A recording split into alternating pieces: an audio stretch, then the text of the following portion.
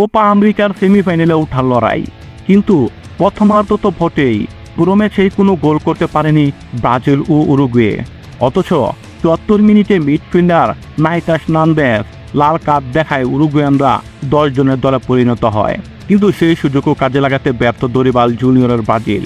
শেষ পর্যন্ত গোলশূন্য ম্যাচ গড়ায় টাইব্রেকারে, যেখানে অ্যাডার মিলিটাও এবং ডগলাস লুইসের দুটি ব্যর্থ শটে স্বপ্নভঙ্গ হয়েছে ব্রাজিলের। বিপরীতে সেমিফাইনালে উঠেছে উরুগুয়ে।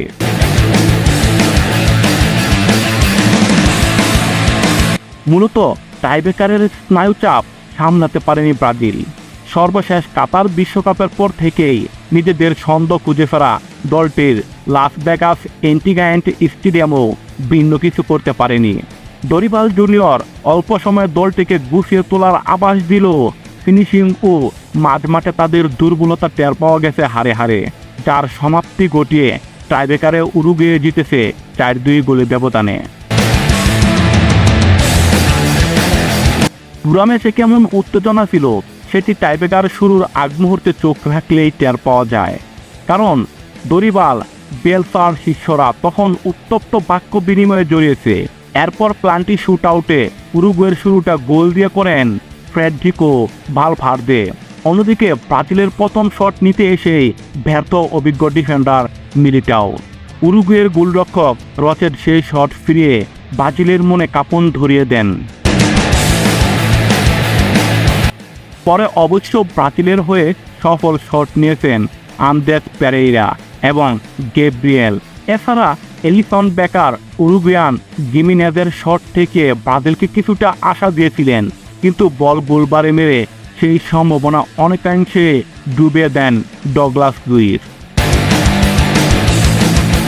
পরে বেলসার শিষ্যদের মধ্য থেকে ভ্যানটেকার, আলস্টাকার, ম্যানুয়াল উরগাতে গোল করে সেলেসাওদের কফিনের শেষ পেরেক ঠোকেন।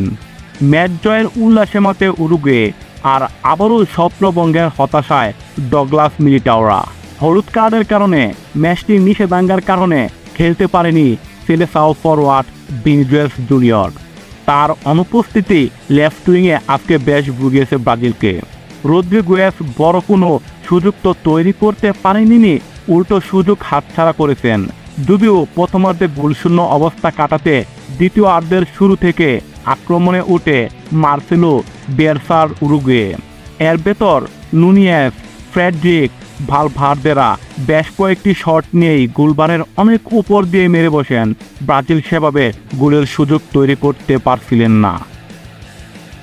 ৭৪ মিনিটে রদ্রিগোকে কড়া ট্যাকল করে প্রথমে হলুদ কার্ড দেখেন উরুগুয়ান মিডফিল্ডার নাহিতাস নান্দেস।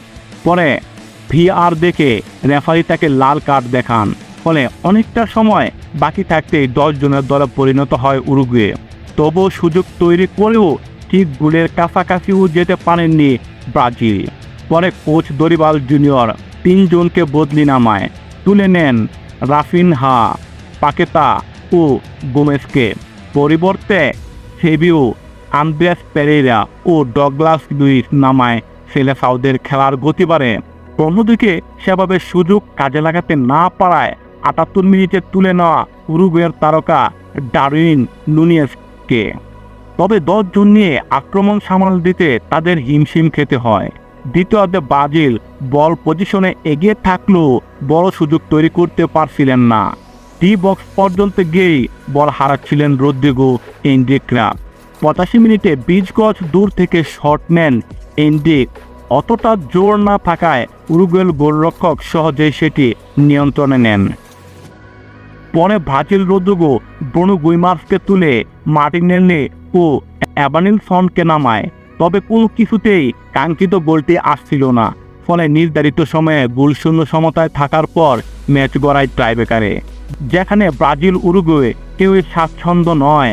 তবে আজ উরুগুয়ে শেষ হাসি হাসল চরম চাপ সফলভাবে মোকাবেলা করে।